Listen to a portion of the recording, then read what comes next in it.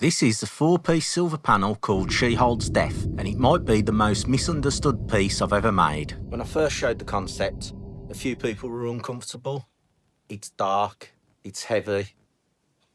They're not wrong. Collectors don't buy comfort, they buy meaning.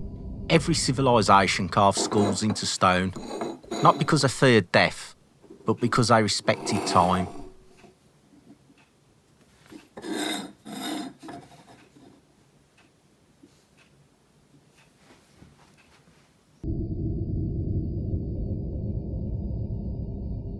Three nines fine silver, hand poured, sand cast, hallmarked, 1 of 1.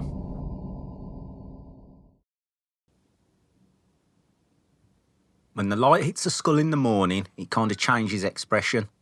The surface isn't polished flat, it carries all the memories of the sand.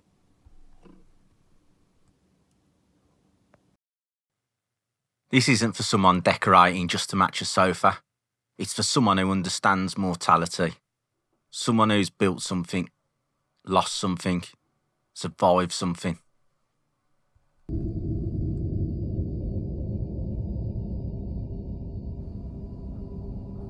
This kind of piece, a guest walks past, then walks back to look again. This is a 1 of 1. I won't recreate it, not because I can't, because I shouldn't.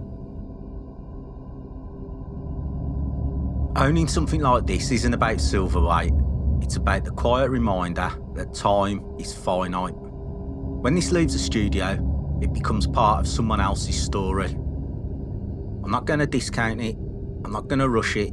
If it speaks to you, you already know.